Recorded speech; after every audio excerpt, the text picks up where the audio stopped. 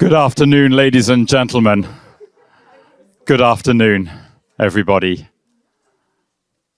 Thank you so much indeed for coming along this afternoon. I am Giles Dixon. I'm the CEO of Wind Europe, and we are honored and humbled to be hosting this ceremony with the support of all the other associations that Arthouros led. Thank you, all of you, for coming to Brussels for this ceremony. A particularly warm welcome to Arthouros' son Konstantinos and your partner Irene. We are delighted that you are with us. I will now give the floor to Malgosia, who is going to guide us through the first part of the ceremony. Yes, so a very warm welcome from me as well. And I'm sure we could have a better occasion to meet, but it is what it is. And it's great to see so many people that Arthouros touched your life and you have some deep, fond memories. So when I joined Wind Europe, which was EWE at that time, European Wind Energy Association, back in 2004, Arthouros was one of the first persons that I actually met. And I quickly realized that he was Mr. Wind. And then quickly after, I realized he was also Mr. Solar, Mr. PV, Mr. Hydro, the king of renewables. And I remember Arthouros, no, actually I thought at that time, but don't tell that to anyone, I thought that Arthouros invented it all. I thought that he invented the renewables. I remember Arthouros speaking with his, I'm sure you all remember, that's something you can't forget, with his really strong, deep voice. And he's always spoke with such a passion and vision and authority and gravitas that I actually thought that this whole renewable story and the world powered by renewables is a done deal. Because who would dare to speak up to Arthouros? Who would dare not to follow his leadership? Well, we know it's not a done deal, but what Arthouros started, we are here to continue. And he left remarkable, lasting contribution to the better world. We are going to have the ceremony in three parts. We thought that was Christine who was helping us to structure the whole ceremony. We would like to divide it in three parts because you all met Arthouros at different parts of your career or Arthouros' career, and we would like to share some memories from all those different parts that Arthouros, the more than 40 years that Arthouros was shaping the world powered by renewables. So we would like to start with some memories of his times at the university, his academic part of his life. And the first person that we would like to share the memories with us is his very dear friend, Yanis Tsipouridis, who cannot be here with us today, unfortunately. He just sent me a heartbreaking message that he's Malgosia. I'm old. I cannot be here with you, but he's with us, with his heart, and his thoughts are with all of you here today. So let's start with the memories of Yanis, who recorded a video to share it with us. Hello, dear friends. I have known Arthouros for 40 years, literally 40. We met in 1984, Orwell's year, symbolic. This is when I joined the Public Power Corporation Direction of Alternative Energy Sources, while Arthouros was a professor at the National Technical University of Athens. Our common interest in renewables and especially wind brought us gradually closer. When you met Arthouros, apart from his gentle and considerate manner and his looks, it was his amazing mind, his unique knowledge, and his unbelievable IQ which overpowered you and made you a fan from day one. I was very lucky to be very close to him for two distinct periods of his life that were also very important in my life. First, in 2010, when he was given the helm of PPC as chairman and CEO, but also as chairman of PPC Renewables, which is the 100% subsidiary of PPC, where I was placed as CEO. You can imagine the excitement that we and everybody else in the sector felt in Greece when he took over PPC. PPC, the stronghold of lignite and dirty energy in Greece, was going to have its first ever green president. That's how he was heralded. But luck was not on our side. Greece's worst economic period had just begun. PPC did not have enough cash to even buy green paint, let alone build green projects. So we did the next best thing. Under his guidance and advice, I increased PPC Renewables portfolio from a few hundred megawatt to 4.5 gigawatt, leaving thus a sizable legacy for the next team, even including an offshore wind park, the year 2013. All in all, Greece's dramatic financial conditions and its perennial petty politics did not allow Arthouros to do what he was best at. But it is more than widely accepted that he was the best ever chairman of PPC. And let me inform the non-Greeks among you that PPC's union, GENOP, the most powerful and radical union of Greece, known for its unyielding positions and tendency to strikes, simply adored him. I met quite a few of them again at Arthouros' funeral in August. They came honoring a great chairman and a friend. I retired from PPC, and a few years we were meeting every now and then for a glass of wine with friends discussing energy and political developments. It was always such an enjoyment to be in his presence and to have the benefit to listen to his analysis. I remember he was the first to question the narrative that fossil gas is a transition fuel. In 2018, my personal circumstances brought me to Kenya. You cannot imagine how happy I was when a little later we met with Arthouros in Nairobi. Once again, we bonded and had a lot of good times there. We even took part in a Fridays for Future event in Uhuru Park in Nairobi, together with Kenyan youngsters. Later on, I was told I could have even been arrested. Imagine. I'm an old guy. I'm a grandfather. I'm a mentor to my students in Mombasa, in Meru, in Nairobi. But I'm proud to say, as old as I am, that I was so lucky to have Arthouros as my mentor.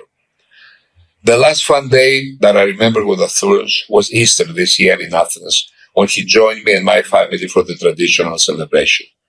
I knew that he was in pain, but he did not show it. Unparalleled strength.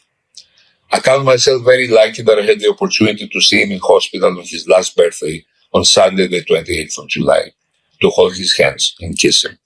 He passed on the early hours of the 30th of July. Arthouros is irreplaceable, and he will stay irreplaceable. And it's good that the vacuum he leaves behind will stay forever empty, to constantly remind us of the depth of his offerings and the breadth of his value. You simply cannot replace giants like Arthouros. I'm in Nairobi now, and I already miss him and I think of him almost daily. And not only in a sentimental way, but for practical reasons. COP29 is dragging on, but is ending today or tomorrow. The 29th defeat in a row is expected. But it's not only the continuing destructive dominance of fossil fuels, it's also the triumphant resurrection of nuclear energy. And how on earth are we going to face all that without Arthouros? I really don't know.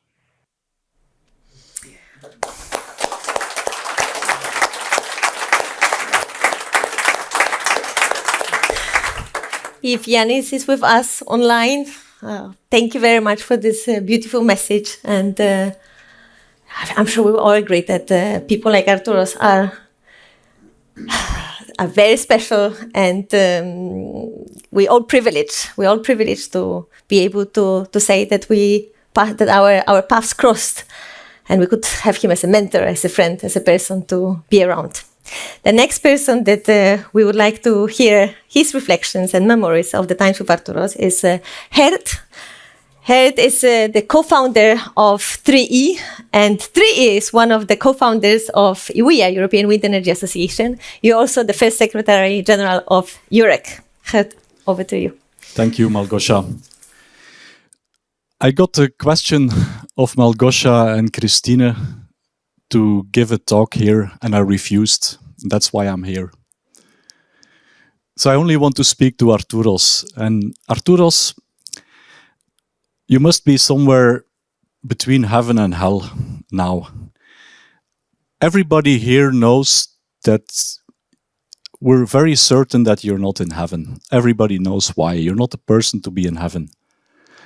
But we also know that you do not belong in hell, far from that. And knowing you, you must be extremely instrumental up there to create your own environment, somewhere between heaven and hell, which is much better than heaven and hell. And we wish you all the best there. I remember my first contact with you. I was fortunate as a young person being thrown unexpectedly in the hands of Professor Van Overstraten, the founder of IMEC, which is now 5,000 people, the largest nanoelectronics research lab.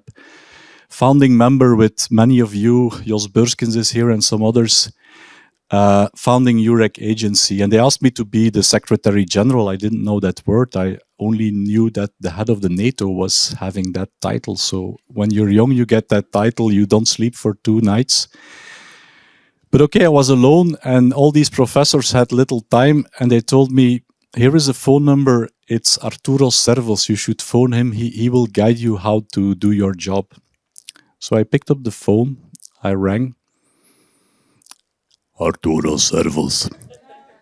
It was the lowest voice ever recorded in history. I think the Guinness Book of Records must have noticed that, but I thought, okay, if it's Greek and such a low voice, that must be pure wisdom.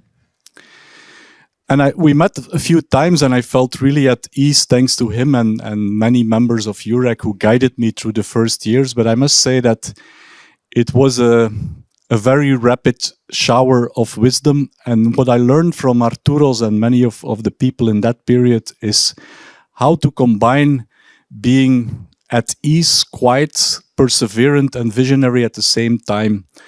And that was a lesson where I'm extremely grateful having learned that at a very young age, I must say. I remember that we had, once he said, Geert, you have to come to Athens. I organized a conference in a hotel and we're going to give a prize to Alois Wobben, the founder of Enercon. And he said, you have to make a prize that we can give because Papoutsis is coming, the commissioner, and we need to have a prize. It was Friday evening. But he never pushes someone. He said, Geert, we cannot give something in plastic. Think of something great.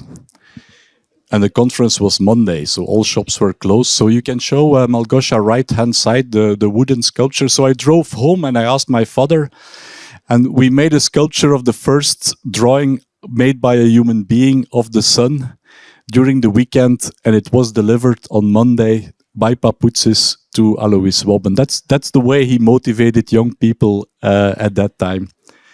We published in that same period the first EUREC book with the first technology targets in renewable energy, which were at that time the reference, thanks to all the members, used in policy documents the decades later. And I took the opportunity in thanks to this event here to look at the targets we put in 1997. All of the targets have been reached and far beyond that, which is fantastic. So I've thrown away the book, but I keep the souvenirs. But most of all, and then I finish, is that Arthouros involved me in the white paper period, which is actually a fantastic period where for the first time in history, an official policy document was written with Mechtel Rote at the time and a whole team around her. And that was a fantastic period because it was the first time I felt the high pressure of the lobby of fossil fuel and nuclear against our sector. And it was Arthouros stating the 15%, which at the end became 12% of primary energy contribution from renewables, which was accepted as, let's say, the roots of policy in Europe, thanks to Arthouros. That was a heavy period, but that's where I learned that perseverance delivers. I'll finish by saying that Aristoteles, if I'm not wrong, he taught Alexander the Great many things. I think Arthouros, as another Greek, and at least as great as the other ones, teach the whole generation how to build renewables to a great summit. Thank you.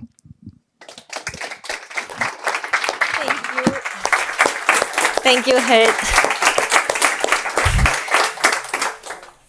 I also have one story to share based on, just remember when you ask a question, where is Arthouros? He must be somewhere in the middle.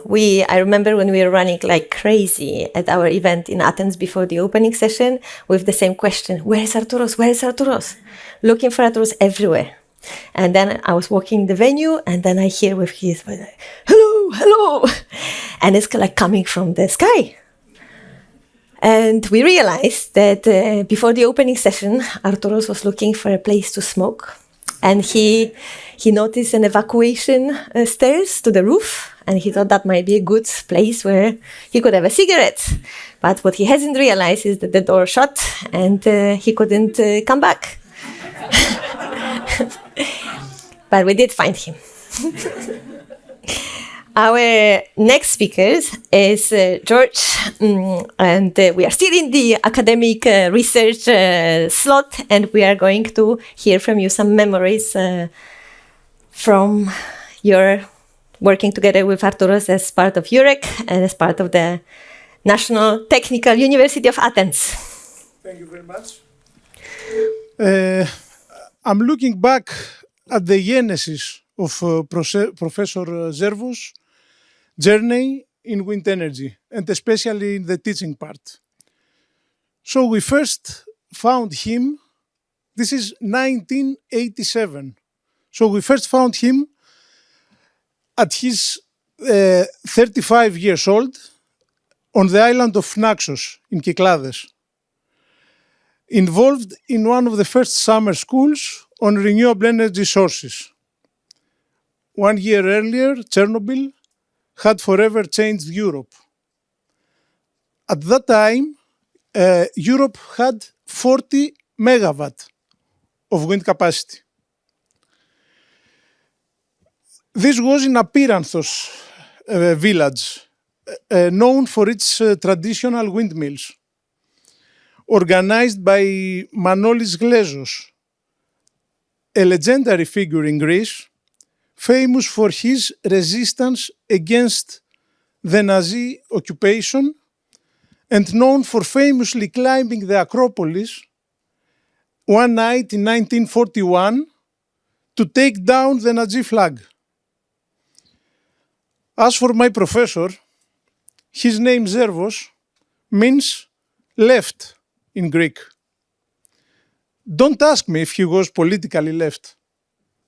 One thing is for sure, he was a radical, an innovator, and a pioneer. He didn't just talk about changes, he made it happen. I don't know if you can imagine what was wind energy in 1987. This is the R&D program of the Commission for Wind Energy, the period 1986 to 89. This is the second edition. The first was smaller. 2002. As it was said, Zervos was one of the founders of EUREC and the European Master Program that started at that time. I'm going to use some figures that Zervos always uses. At that time, global wind capacity was just 24 gigawatt in 2002. With Europe having 17. Over 1,500 students from around the world have passed through this program, and it continues today. 2010, Zervos recognized the potential in China. He created the EUREC's sister institute in Wuhan, in the famous Wuhan city. In 2010, nobody knows Wuhan. It's not like today. The Ikare Institute, named from the Greek myth of Icarus. At that time, global wind capacity was 160 gigawatt, with only 25 in China. September 2023, we traveled together in Wuhan. And it was there where he gave his last lecture on the global development of renewable energy sources. Then he went on to Beijing, invited by the Chinese Wind Energy Association to celebrate the achievement of 1 terawatt of global wind capacity. This is Arthouros' path in wind energy, from Naxos in 1987 to everywhere in the world, from few megawatt in Europe to the terawatt scale of global wind capacity. Professor Zervos not only was a visionary, but also had the unique ability to perceive trends, find valuable partners, and shape the future. There are so many people here today who have experienced something truly unique through Zervos' guidance, whether it was a moment of learning, networking, or finding purpose in life. Zervos made an impact. I was always impressed by the fact that the head of the European Wind Energy Association for years was my professor and not someone else. He had qualities that anyone aspiring to succeed should adopt. He knew how to distinguish the significant from the trivial. He was selfless, treating everyone with kindness.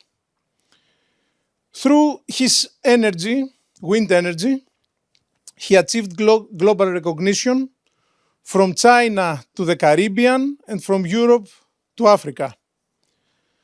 Arthouros was someone who wanted to live beautifully, cosmopolitan, and be a true citizen of the world. In the last few months, I am receiving messages from his students around the world. Students who, thanks to him, found inspiration, trust, undeniable respect, and direction in their careers. He left an indelible mark on all of us. Thank you, Professor, for everything you taught us. Thank you for the paths you opened for us. We promise to keep your vision alive.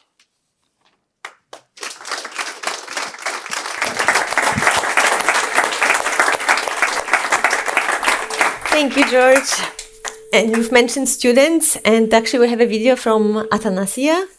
She was one of Arthouros' students, but also she happened to be one of our former colleagues. And so please, if we could have video of Athanasia. My dear professor, αγαπημένη μου καθηγητή, thank you for believing in me and all your students. Thank you for trusting us before we could trust ourselves. And thank you for teaching us that there is a world where if we work hard, we can make an impact. And this is your world. Thank you again, and may you rest in peace.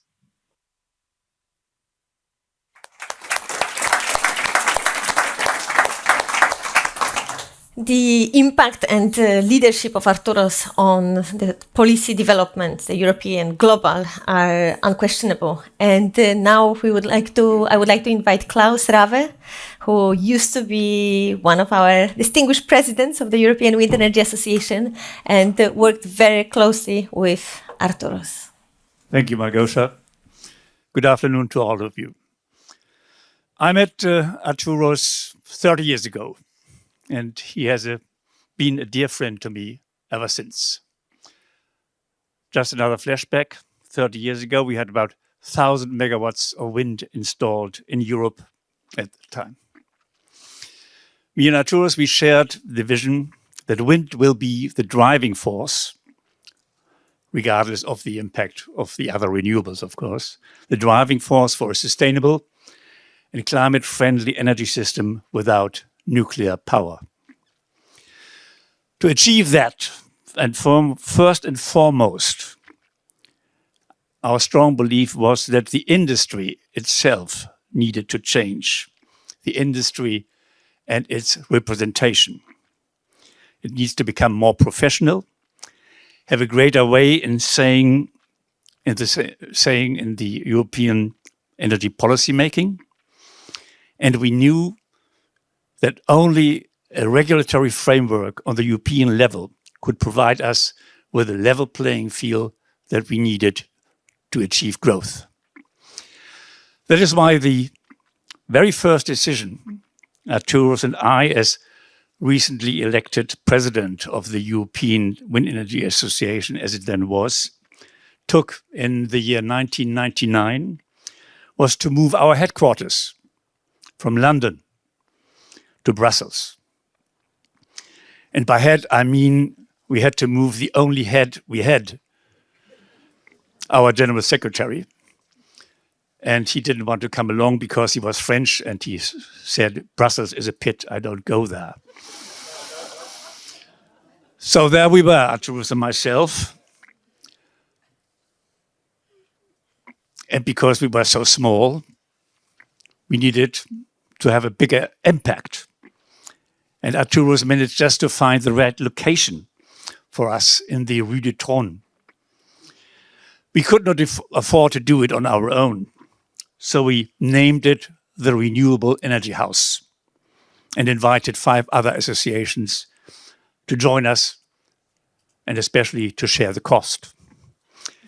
And Arthouros managed to invite His Royal Highness, Prince Lambert, to oversee the inauguration, in which 4 former and 1 future president of the European Wind Energy Association took part. Quite a feat.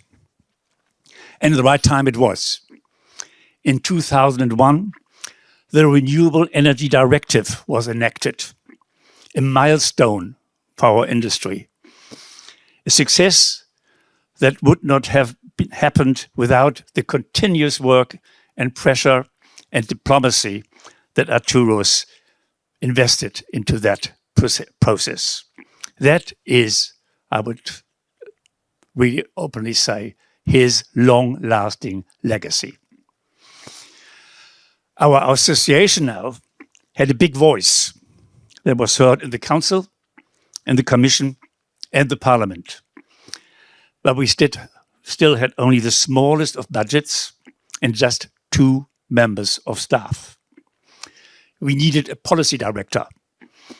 And our most generous member, Eddie O'Connor, may his soul rest in peace, Eddie O'Connor just provided us with the right person. Christian Kjær came on board. Thank you for being here, Christian. That was step 2 in reshaping of the European Wind Energy Association. But how to finance further growth? Arthouros and I found a way.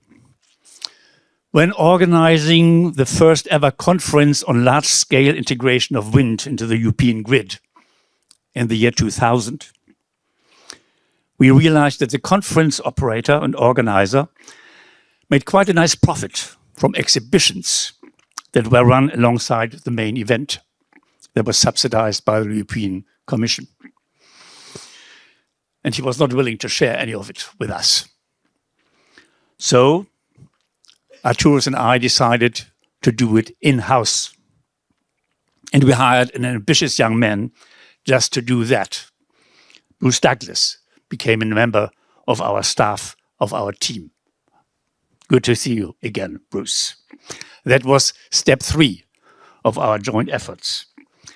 And when Corinne Millis, our CEO, who came over from Greenpeace, decided to go back to Australia, we were certain that the best way forward for EWEA would be that EWEA should be run by Christian Kjær as a CEO and Bruce Douglas as a COO. And a few years later, Magosha came on board. And we proposed that just to the board in a meeting in Athens. And look where that got us, from 2 members of staff to where we stand here right now. Arthouros was instrumental in that. And I'm proud that for a certain period of time, I could be part of that achievement, of that mission too. Arthouros, thank you. I miss you very much.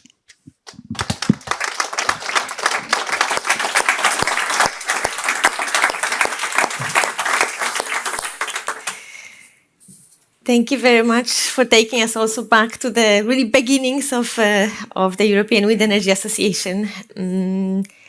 You've mentioned the first Renewable Energy Directive, and we have Beatrice Jordi here, director from DG Klima. You have experience. I think you, if I remember right, you said it took a lot of pressure and diplomacy to end up with the Renewable Energy Directive. Beatrice, maybe you could tell us how the diplomacy and pressure looked at that time, with Arthouros being behind it.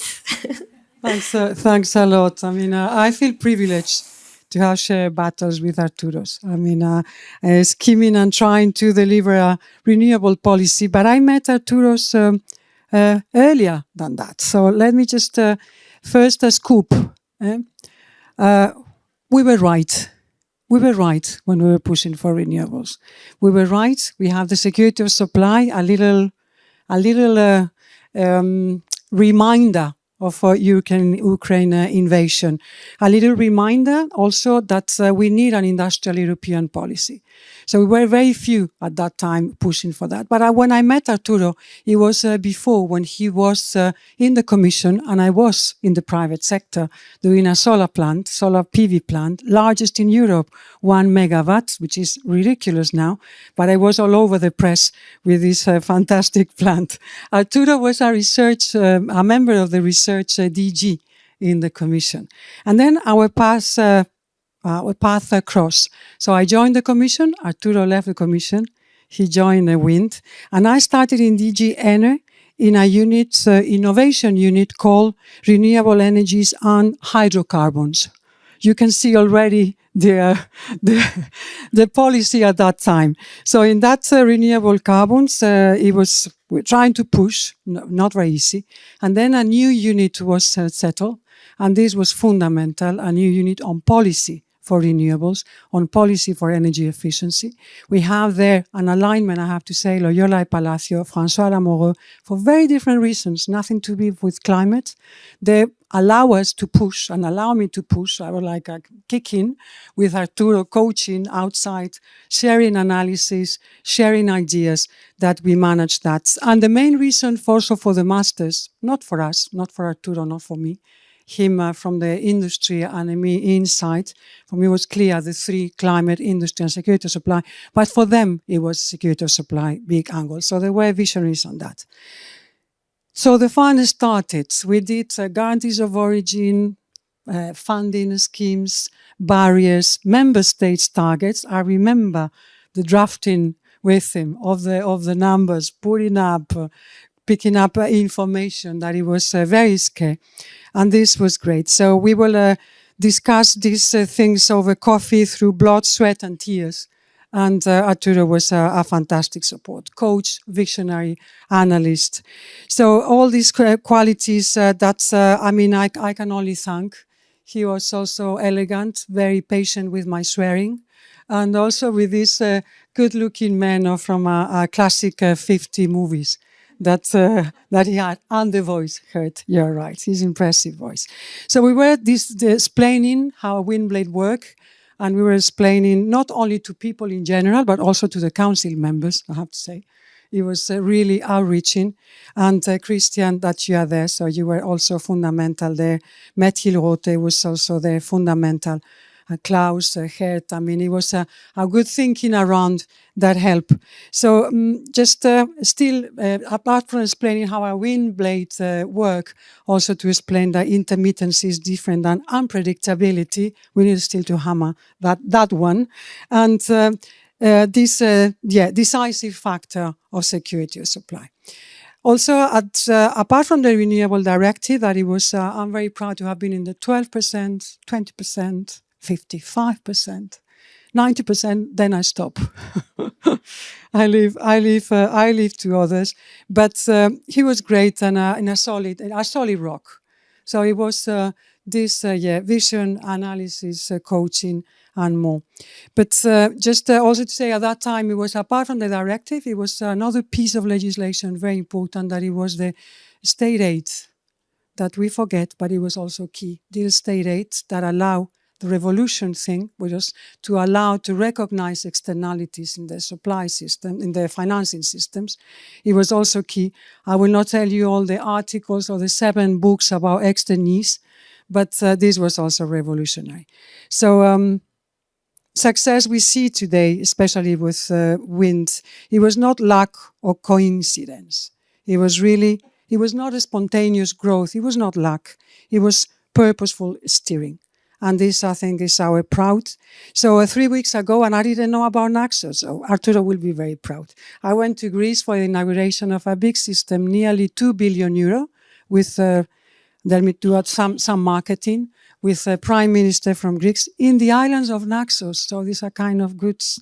I didn't know about Naxos, the starting of Arthouros. But it was in the island of Naxos, coming from ETS money, emission trading system. You know that at the beginning it was not such a happy life together. Now we have a happy marriage between renewables and ETS, but it's very good. And so I know you are watching us, Arturo, so count on us. We will keep our engagement.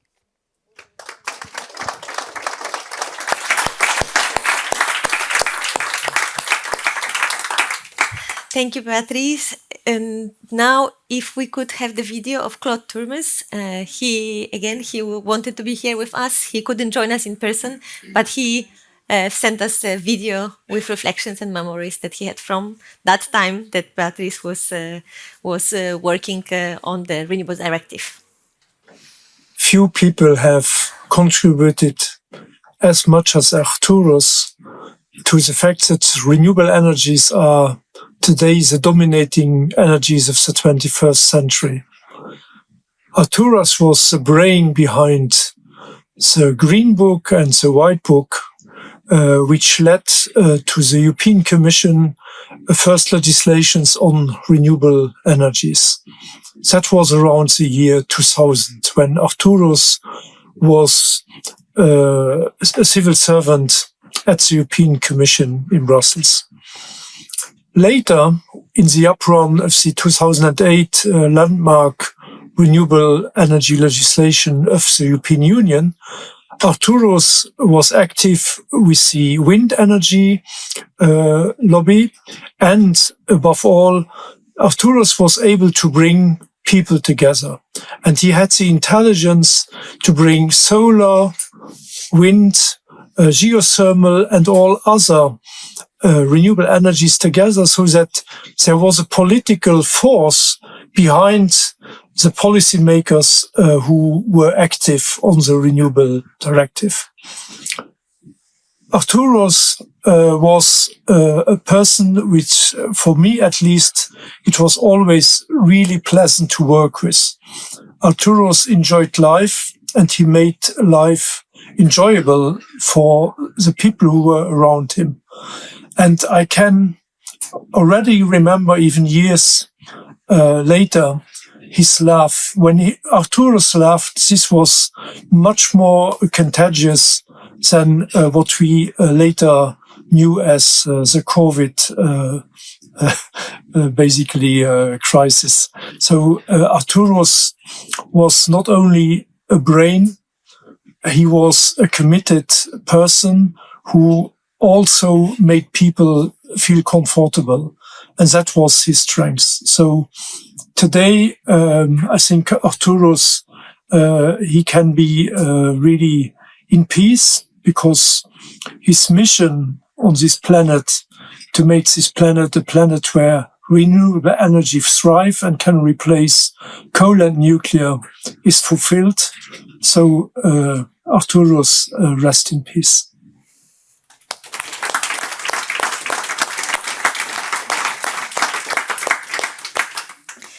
Christian, can I invite you to the stage now to share?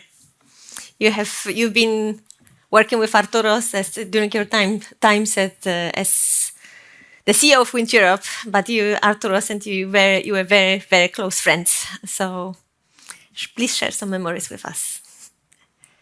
Thank you. Hello, everyone. I'm Christian Kjær, and I'd like to thank you, Giles, and also Malgosia, for hosting us here today, and for planning this event, and also to the organizing committee and Christine Linz, as always. I worked with Wind Europe for more than 10 years, and the last 7 years as CEO. A few years ago, we were at a party down in the garden here, and you introduced me as, this is Christian.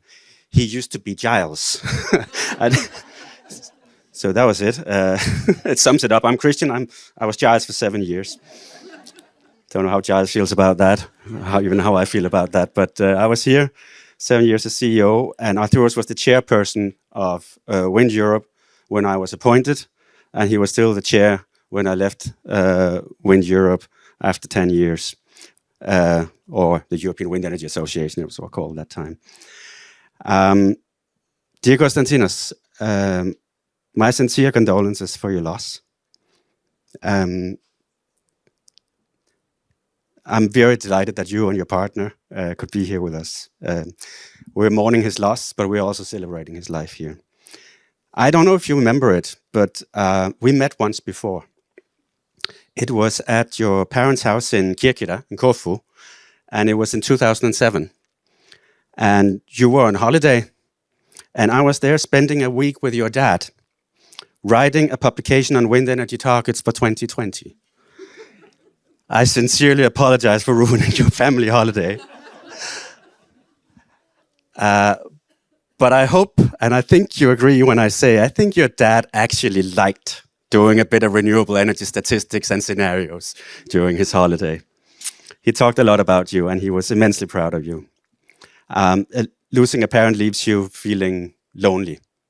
And I think I can speak for all of us in this room and beyond, that we also feel a sense of loneliness. As a sector, Arthouros was so instrumental in our renewable energy upbringing. And I think that's why, without him, we feel a bit like this guy Kevin in Home Alone. It was this movie where Kevin is left behind in the US and his family goes to Paris and they forget him, and Kevin is left to fight two burglars.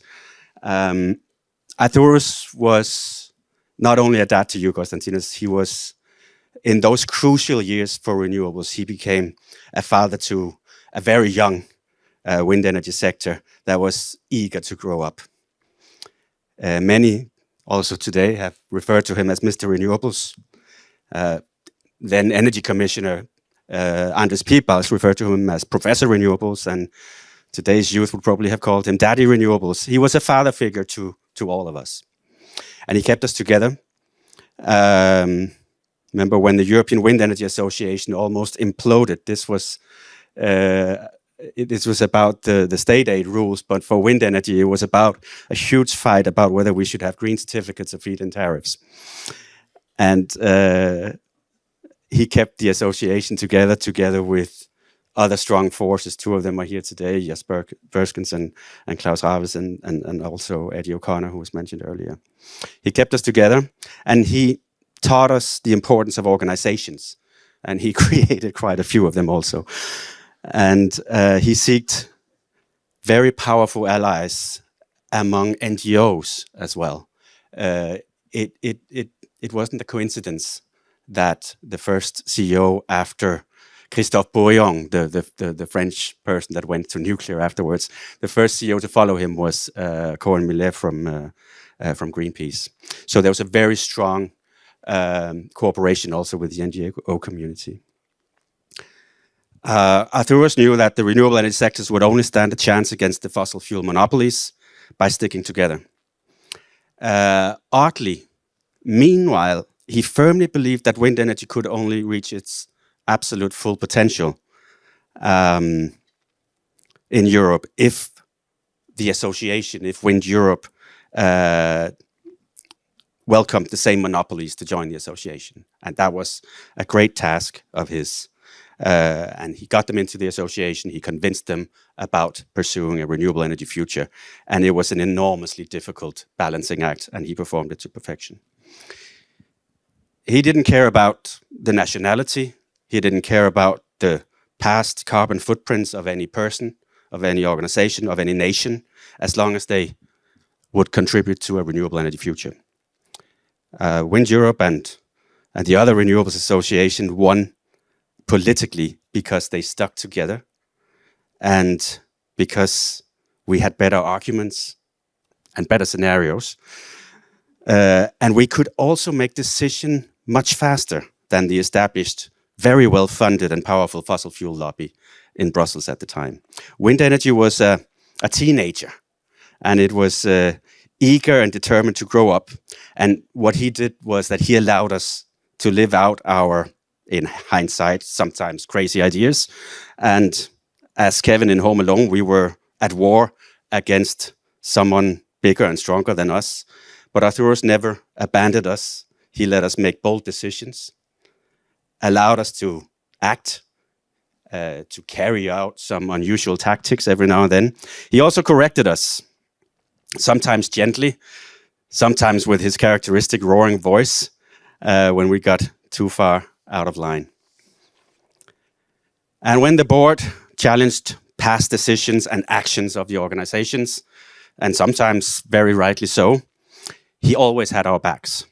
And then he gave you a bashing later, in private, and very often over a Lefbrun and a cigarette.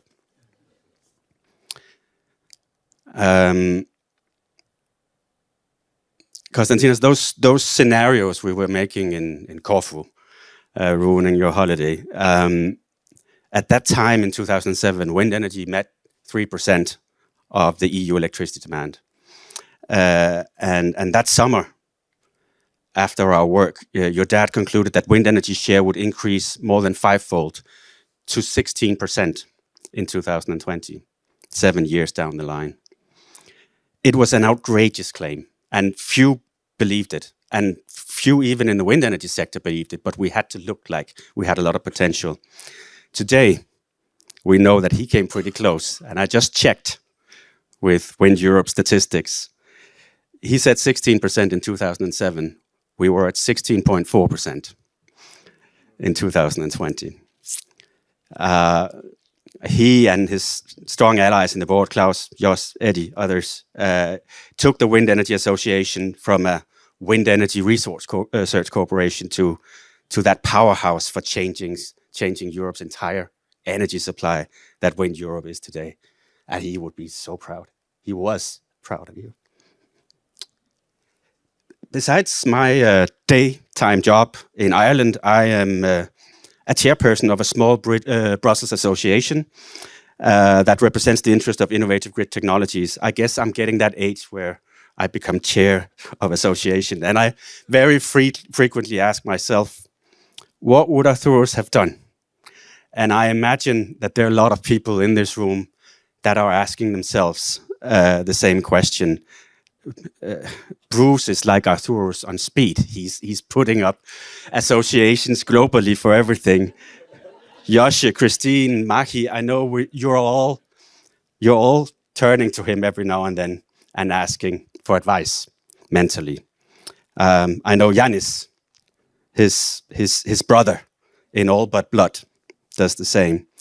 We can't call him anymore, but he's still there in the back of our minds with this deep voice, steering and guiding decisions we make and impacting the journey towards an energy supply completely free from carbon. Just lastly, my worst nightmare, and sometimes I think of this, is where would we have been if Arthouros had been a fossil guy? What if he had been on the other side? That's a scary thought. May he rest in peace. Thank you.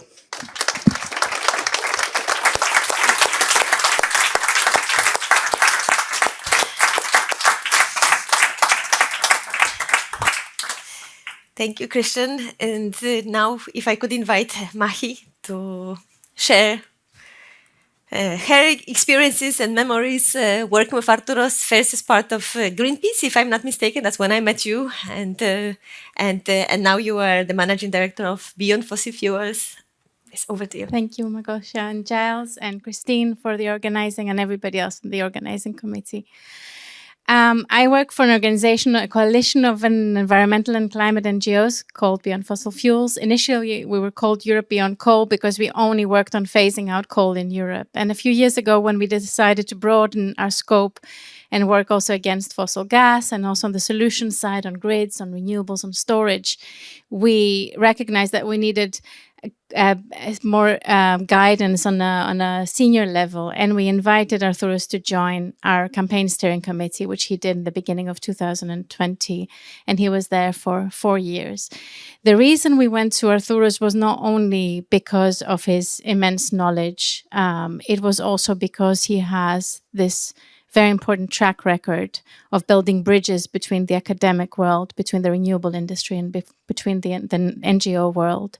And that's also how I met him in 2000 when I was a baby campaigner in Greece working for Greenpeace. And we had a press conference talking about scenarios, as Christian would say, wind scenarios together with Arthouros about promoting. We had different policy recommendation, renewable energy a bit later. And when I worked for Greenpeace also in the European office, we worked very closely together. So with Frau Ketis, who's here in this room, putting a joint front.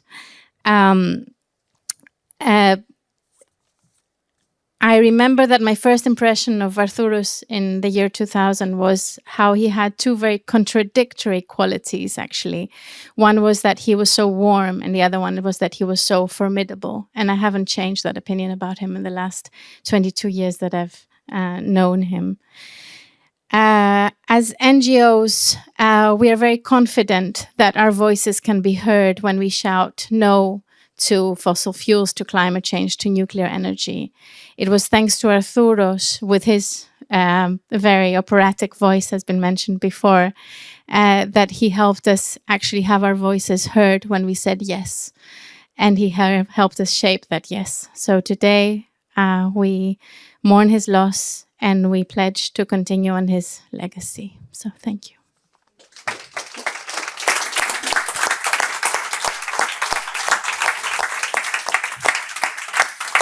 Thank you, Mahi.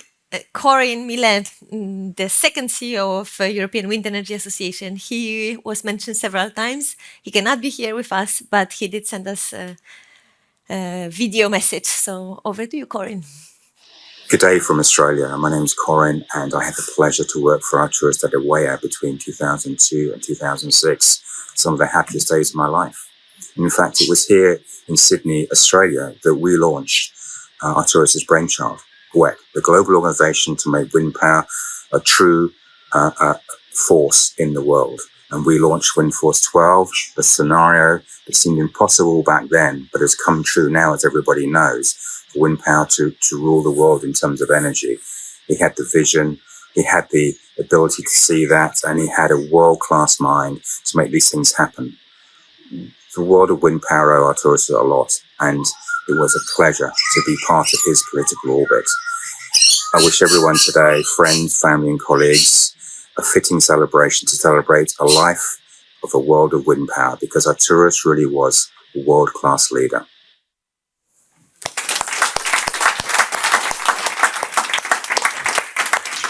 I guess seeing the background of this video, we don't blame Corinne for leaving the European Wind Energy Association and the quality of t-shirts we had at that time. Amazing. With that, I would like to invite Christine now to the stage, and she's going to walk us through the last part of the ceremony, and she will also share her very dear and fond memories of Arthouros. Thank you, Malgosia. Good afternoon, good evening. I'm quite touched. It feels a bit like a school reunion, not union. And I'm here to pay tribute to my longtime boss, mentor, and friend, to your father, Arthouros. I met Arthouros first actually in 2000, around this time of year. And I explicitly back then came to Brussels from Austria for a job interview. It was the shortest job interview I had in my life. It lasted about 15 minutes and was followed then by dinner with Karel Dervaux. I don't know whether he's here, who was back then Secretary General of EUREC Agency, and Claire Zampacchi from NTUA. And back then, I did not realize that this would lay the ground for nearly 25 years of working with Arthouros to advance renewables, first in Europe and then also globally. I was always attracted by his vision to bring all renewables together. First, and I don't know whether all of you remember, but the initial bringing everybody together was to work on opening markets outside the European Union. So it was initially called the European Renewable Energy Export Council. This is where it all started. Henri Baguinier was back then also heavily involved in this initial phase. But very soon the associations realized that not only do we need to work on opening markets, but we also need to work on Europe, and you've laid out all the all the things that we did. Arthouros had the vision that our future energy system will be based on renewables and energy efficiency long before this was mainstream. Despite the fact that he was an electricity guy, he acknowledged that renewables are also needed to decarbonize the heating and cooling as well as the transport sector. And he managed to unite the European renewable associations. And very similar to you, Christian, at EREC, we were also always confronted with his statistics and scenarios and everything. And I recall that back in 2004, EREC launched this call for a binding 2020 target. And Arthouros' calculation ended up at 18.6%. And we just said, okay, this doesn't sound like nothing. So let's go for 20 by 2020.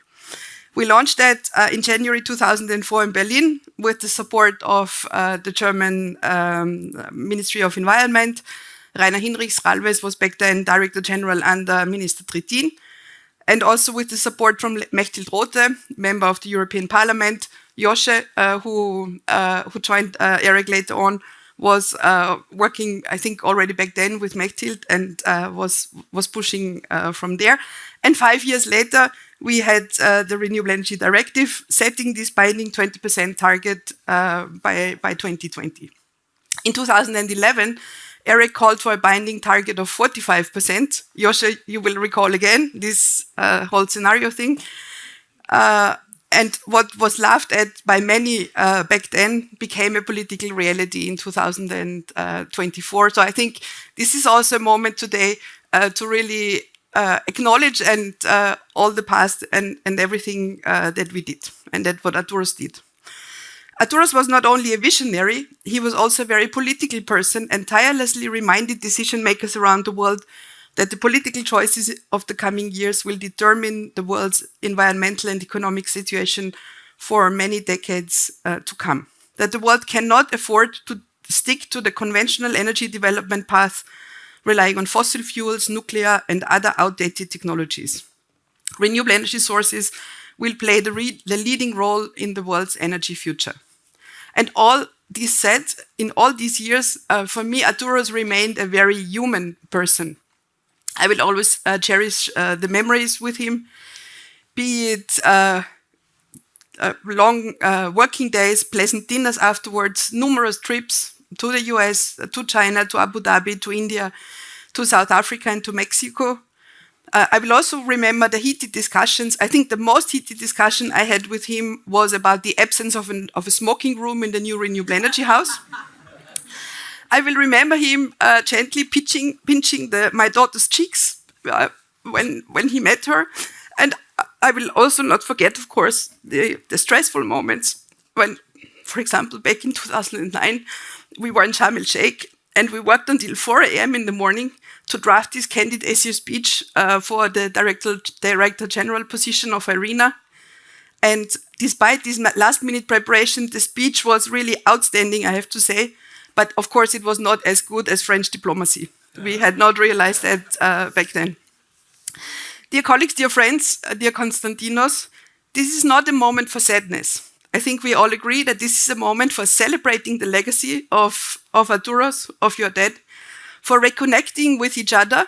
It's great to see so many familiar faces here, and also for cherishing the past and for motivating ourselves to carry on his work and push for a greener future.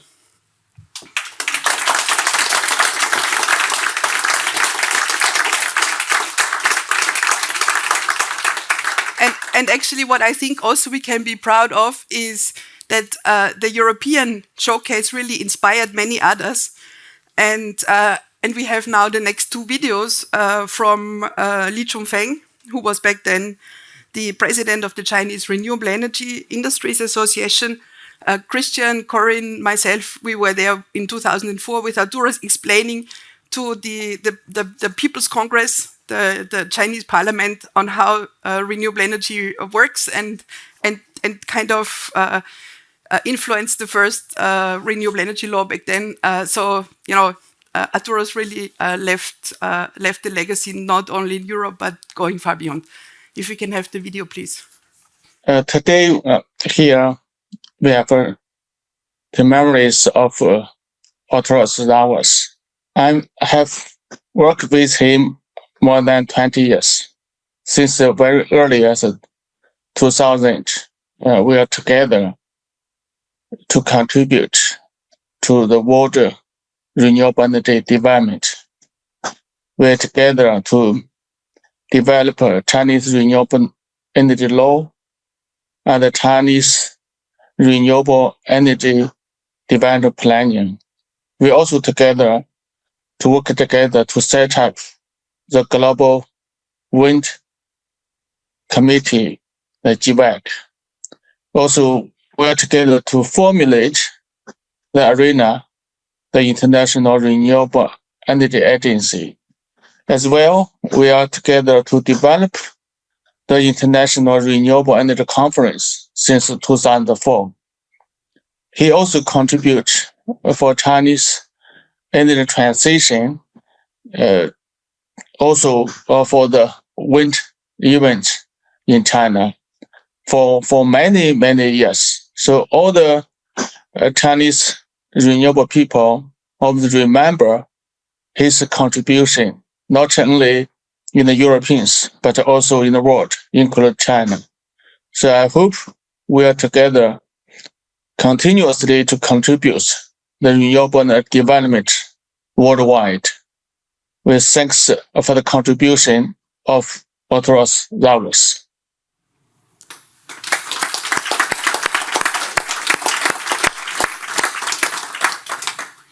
And now Mike Eckert, please, from ACOR, from the American Council on Renewable Energy. Hello to everybody in Brussels gathering, as I am, to honor the life of Arthouros Zervos, our good friend, our mentor, our collaborator, and our leader.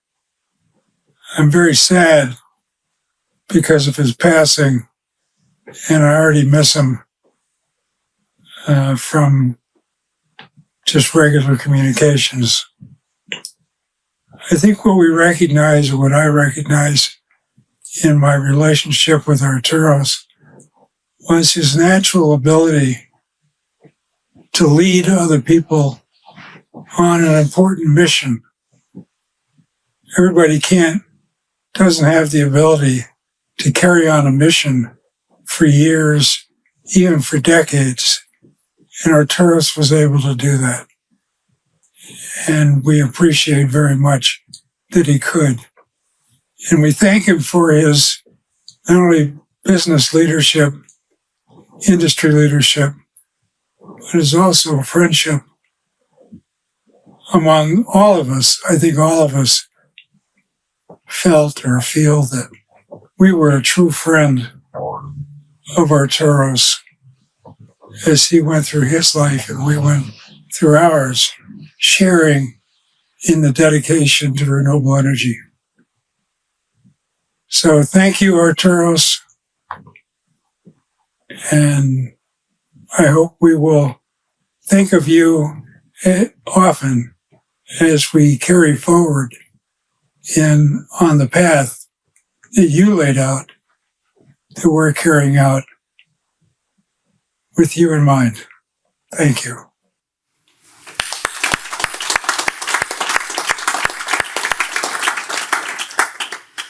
So Arthouros was member of the steering committee that was formed by the German government for this first Renewables 2004, this first global conference on renewable energy, and back then the government looked for bringing the brightest minds of renewable energy together from all different corners of the world. And then after the conference, they didn't want to let them go, so they formed REN21, known as the Renewable Energy Policy Network for the 21st Century.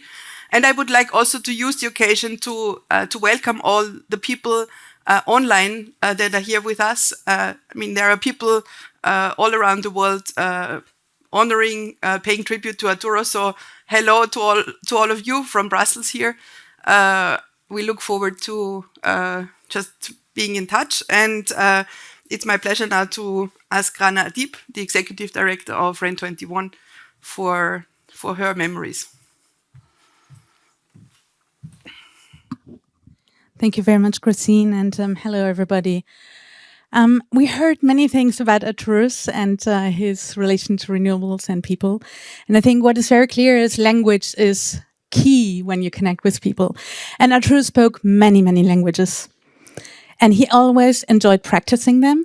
And he very much enjoyed when he realized that choosing the language allowed to bond with the people. So one of his language, and he's not only applying it to Katharina, is pinching the cheeks. This was not a patriarchal gesture at all, but it was just reflective of his warmth and came from a place of deep appreciation. And personally, I must say that Arthouros is actually the only person who pinched my cheek apart of my Lebanese uncles. We have heard lots about Arthouros' pioneering spirit in Greece and Europe, but also how he used basically this European leadership and his leadership to have massive impact globally. And as Christine mentioned, he was very clearly instrumental in shaping the Renewables 2004 conference, but also Rent2Run. His involvement and dedication started actually with Rent2Run before it existed. So in 2002, I think the first advisory committee happened.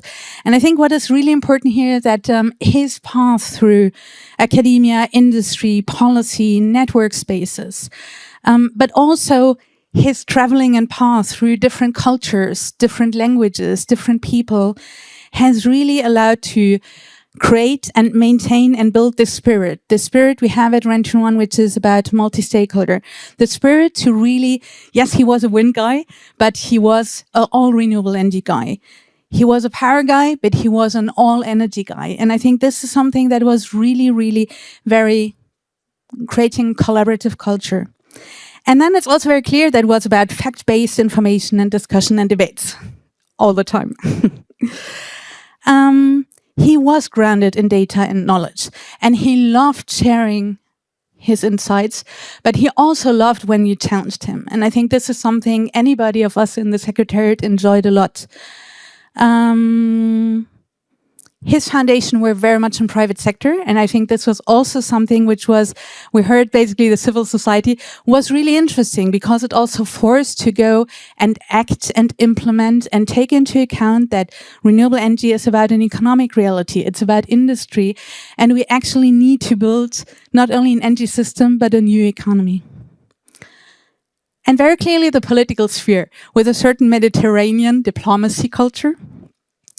And all this has really helped us at Rent2Run to frame ideas in ways that would resonate, I think, from his side with many, many decision makers and contribute to the bridging of different entry points. Now, personally, I got to know Arthouros first when I was working in the Rent2Run Secretariat as research coordinator and also producing the Renewables Global States Report. And every year we had really, really intense discussions about the data and statistics. And every year, as soon as the report was out, he called basically the next day, said like, where's the presentation I needed for my university? So we spent lots of time basically to preparing this and adapting it to his needs. But actually, I mainly got to know him personally, I guess, when I took on the new role in the Secretariat as executive director. And here, I must say, he was kind of a force tranquille, so a serene force. And admittedly, in disruptive times of COVID, international politics, economics, organizational change, this was really, really important.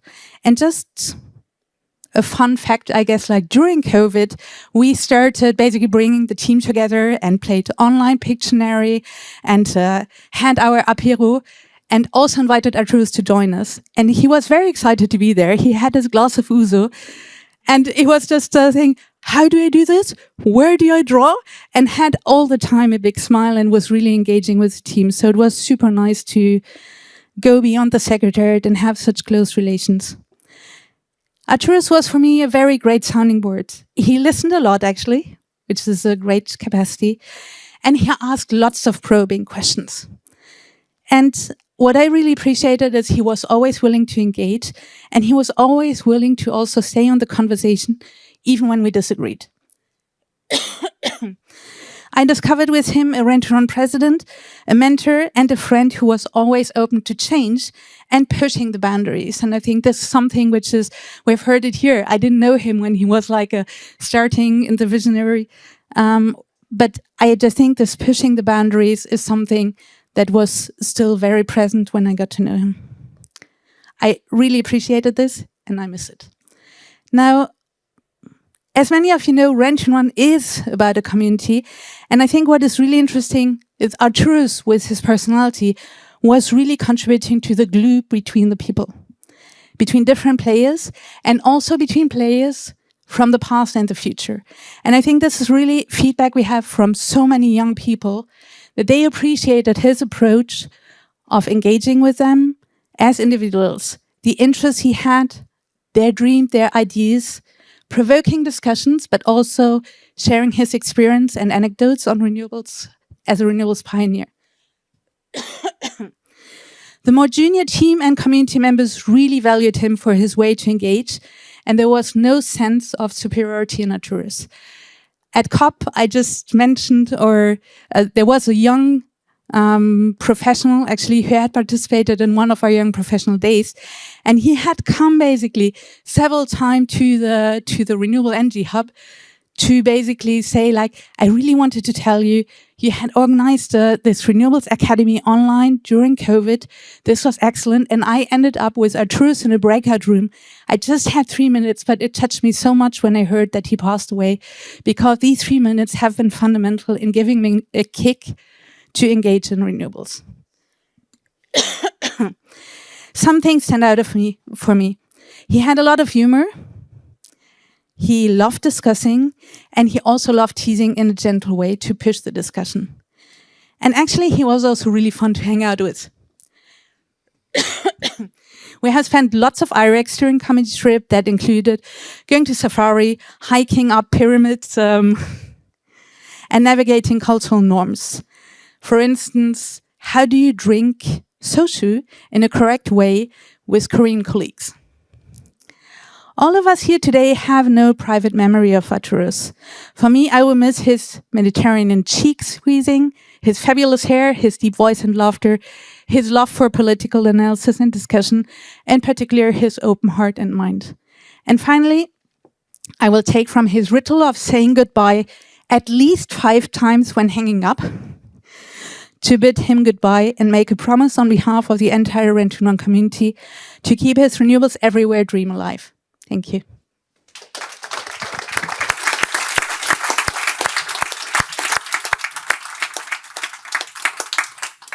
And as we know, Arthouros, he was never shy to face conflict. And he believed in renewables when many organizations did not, or many people did not believe so much in them.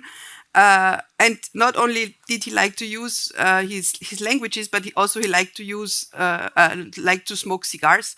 And I was actually witnessing several moments when Arthouros and Fatih, our next speaker, were actually heavily debating renewables and their role in the global energy mix while smoking a cigar. So over to the next video from Fatih Birol, Executive Director of the IEA. Dear friends, dear colleagues, I would like to thank Wind Europe, my colleague Bruce Douglas of the Global Renewables Alliance, and all other organizations for organizing this memorial. Today, you are honoring the remarkable life and legacy of Professor Arthouros Zervos, who was a true pioneer of renewable energy. As many of you, I knew Professor Zervos many years. I had many meetings, discussions, arguments with him, and all of them I enjoyed a lot and I learned a lot. He was a true believer of renewable energy and true believer of Europe and he had a global view of energy and climate issues. He was a driver of renewable energy dossier when the renewable energy was not as strong as it was today. The wind was not blowing behind the renewable energy, so it was difficult times. And today, renewable energy grows strongly in Europe and in the world, and this is partly as a result of the great efforts of our colleagues, Arthouros. Dear colleagues, Arthouros believed in Europe. In Europe, we have difficult days, economically, socially, politically, but I believe these days will be over, and Europe is still and will be a source of inspiration of hundreds of millions of people around the world.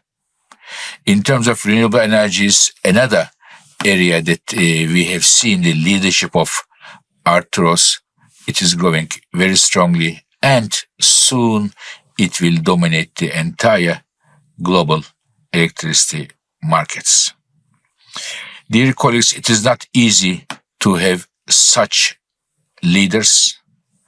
We have lost Arthouros, but his views, his thoughts, even his voice, I can still hear. They are all with us. I would like to thank all of you being there, being a friend of Arthouros, and I am really sad that we lost this wonderful man, wonderful leader at a very young age. But we all know that he left an incredible legacy behind him, that he and his friends and his family, we can all be proud of. Arthouros, Kalo Taksidi.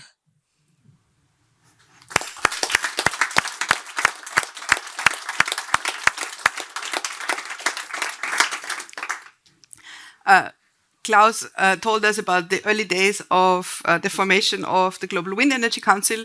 And so I would now like to invite Ben Beckwell, the Chief Executive Officer of GWEC, to share his memories with us.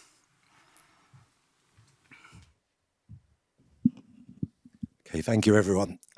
Thank you very much, Giles and Margosia, for hosting us here on this day, and thank you to the organising committee, Christina, Konstantinos. It's a real pleasure to meet you as well. When I saw my name on the list and saw how many other people were speaking, I thought, I'm not going to write anything down, because I knew I was going to hear so many wonderful new things that I didn't know about Arthouros. Because we all get just I've had a glimpse of him and have known him for about 15 years, but I knew there was so much more to him that I didn't know. So it's been really inspiring to hear everyone, and just great way to spend time amongst friends to hear all this about Arthouros. Maybe I'll just say just a few very quick things. I mean, the first thing that really resonated with me is that Arthouros was really genuinely interested in people. So he always, he was a great figure and a great leader, and someone who was very strident and knew how to stand up for himself and knew how to be assertive, but he also really listened to everyone around him. And he always had that sense that he was curious, and he wanted to hear pushback, and he wanted to hear that challenge, and that really resonated with me. I met him when I was quite a young journalist, and I was very in awe of him. And it was at that time, it was mainly him. If you wanted to talk to him, you had to go and find where him and Steve Sawyer were smoking together somewhere, and then try and get a bit of their attention. And so it was quite kind of awe-inspiring for me getting into the renewables business as a journalist back then. But he always had time, and he was always very candid and kind of very thoughtful about what he said. So I think that's the first thing. I was very lucky. I don't want to tell a lot of stories because we've heard so many stories from other people. And in the formation of GWEC, I think Bruce Douglas, who's going to speak soon, he was there with Arthouros in that in those very early days when Arthouros had the vision to go out and form a global organization. Again, as people have said, in not easy circumstances, and decided to go out with this global vision and launch it all around the world. So maybe, Bruce, I'm sure we'll talk to some of that. I came in much later, and I'm now running GWEC, and I'm very conscious of the privilege, that I sit really on the shoulders of giants with Arthouros, and have inherited an organization that's now truly global. I've been quite lucky the last few years because I've actually spent quite a lot of time with Arthouros again. So there was a whole period where I didn't see him that often, but he was always there. You could always pick up the phone and ask for advice. The last few years, I actually had some fun times with Arthouros. So we were actually in China, to your point, in Beijing together, and it was incredibly satisfying because we were showing old photos of the very first meetings in China, and also some of the first charters and targets. I think they were aiming for 10 gigawatts by 2030, and there was a lot of pushback of people saying it was impossible. They've actually just now celebrated 500 gigawatts before we've even got to 2030. So it was very satisfying sitting there with Arthouros and showing some of the very first meetings and charters. They also started China Wind Power in a cyber cafe in Shanghai. And the press release, which Arthouros had brought with him to Beijing, that he'd found in his archive, said over 100 delegates attended China Wind Power. Well, the China Wind Power that Arthouros was at with myself last year was 100,000 people. So we went from 100 people to 100,000 people. And it's not just China. It's the same in Brazil. I spent time with him in Brazil, in India, in many other developing markets, which are now huge markets in their own rights. And much of that is to do with the early battle that Arthouros and other people fought to get that ambition established. The other very satisfying thing was that we were able to celebrate 1 terawatt of wind energy in London with Arthouros in quite a kind of boozy party, actually, in the Conduit Club in London, with many people who are here today. And again, it was such a good time, and so nice to see Arthouros really getting into the celebration. It was just incredibly satisfying. And then I just want to tell one last anecdote, and I want to just sort of leave it lying. Again, I mean, the part of Arthouros I've seen is a very small part of it. But when I came back from COP28 last year, I'd been with Bruce working for the new tripling ambition for tripling renewables by 2030. We come back from Dubai. I was on a train actually going to London, cold and miserable, and but still feeling rather euphoric after having achieved the tripling target in Dubai. And Arthouros phoned me and on WhatsApp, and that's when he told me he was ill. And he said to me, I didn't want to phone you before because I didn't want to ruin your and Bruce's fun in Dubai, and I could see all the work you were doing. And I just want to leave that line there because he was just such an incredibly kind person that's all he was thinking about was, I didn't want to spoil your fun. So I just want to leave that lying as just a personal anecdote, just an incredibly kind man.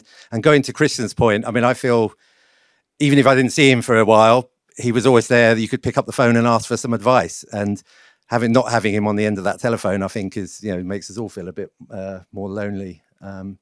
But also, I think it's having had that for so many years is something that's going to stay with us forever. And I think as several people have said, we can still hear his voice somewhere in our heads as well. So thank you everyone for this. Thank you.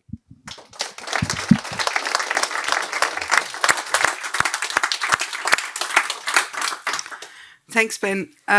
Without any further ado, we're going to see the video of Francesco La Camera, the Director General of IRENA, the International Renewable Energy Agency. As I mentioned, in 2009, French diplomacy was stronger, but still Arthouros continued to interact a lot with IRENA in his work.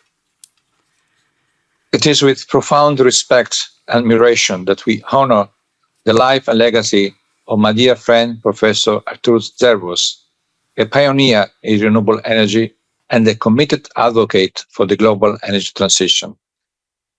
His visionary leadership in championing renewables shaped policies that continue to guide us today. Professor Zervos was not only a tireless innovator, but also a mentor who inspired countless individuals to push a sustainable future powered by renewable energy. His contribution to the broader renewables community are immeasurable. He should continue to embrace and carry forward his unwavering vision of a cleaner, more inclusive energy future powered by renewables.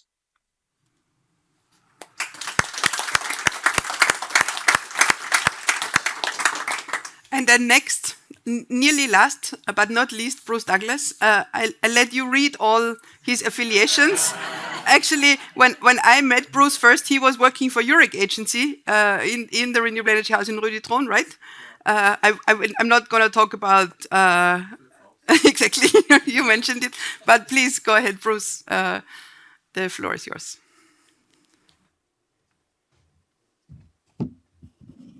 Thank you, Christine. Thank you, Wind Europe, for hosting us here. It's an absolute honor to be here with so many of my mentors. You know who you are, but without doubt,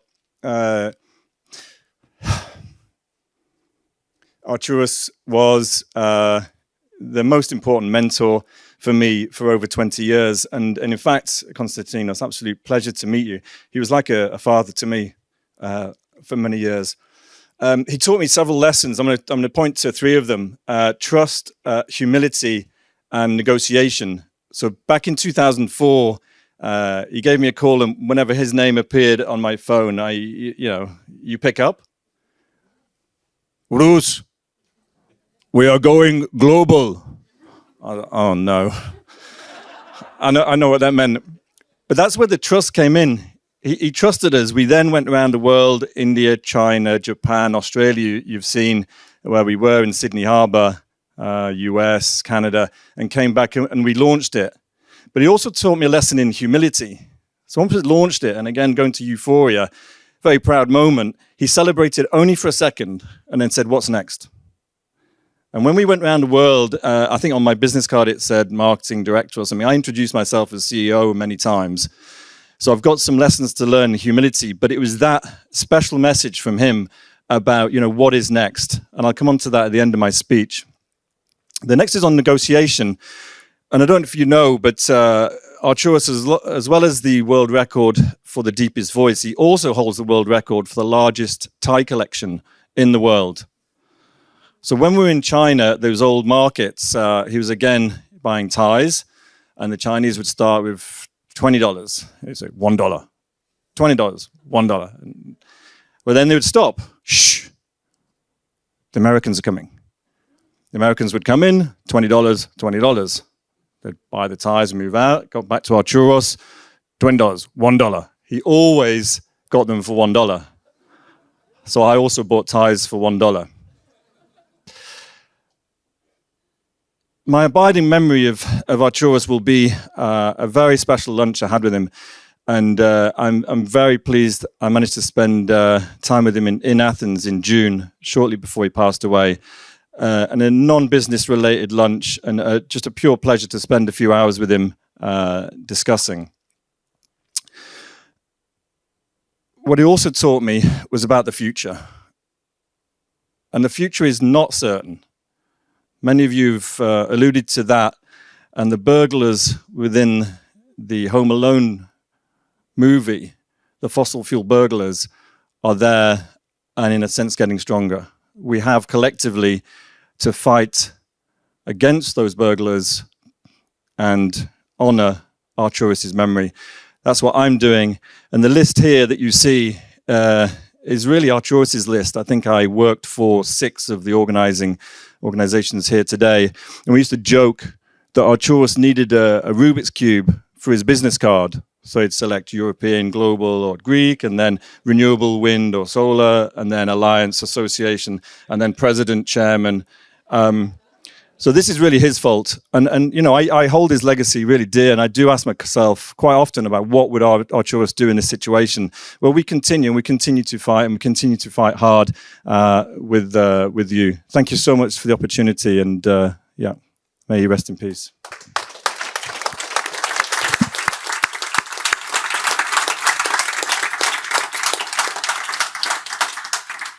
Thank you very much, Bruce. You alluded to the future.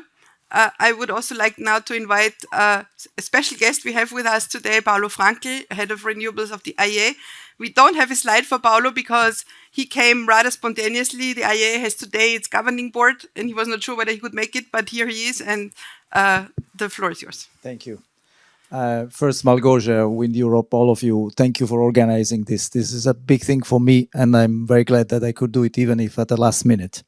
I would like to say just a few words, not about the past, not about renewables. I would like to speak about the future and human values. I don't know how you feel, but every day I read the newspapers, I see war in Europe, fake news saying that the cost of energy is a problem of the cost of the crisis is the cost of the transition and not the cost of fossil fuels. Some are saying climate change does not exist. Every day, every week, there is a tragedy in the Mediterranean. Your sea, my sea, our sea. And the last one is of yesterday, I think, 2 days ago. And the day after, we forget. The other one, the diverse, is an enemy. Now, it is in this situation that I feel that the world, all of us, need guidance. And guidance means three things that were already mentioned. One is a vision.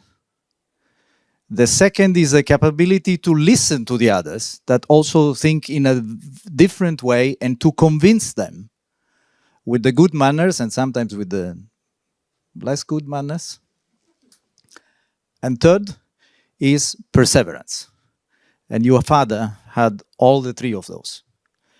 And this is why I feel that we are fortunate, but Arthouros, you are fortunate as well, because be reassured that I can speak, I think, on behalf of all of you here.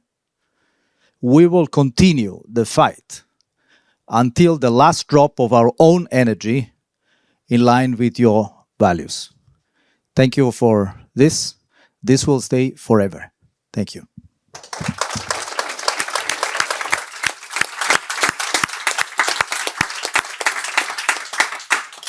Thank you very much, Paulo. I want to borrow a phrase that I read from Christian, what he published in the eulogy when Arthouros passed away. We paid today tribute to the professor that changed the world. I think that says it all. I would like to thank again Wind Europe, Giles, Malgosia, for hosting us. I would like to thank our technicians for making us audible. I would like to greet again the online participants. And I think that Wind Europe has also thought of some renewable energy for our bodies in the form of Greek food. So come and stay, exchange all stories, reunite with colleagues, and have a nice evening. Thank you very much.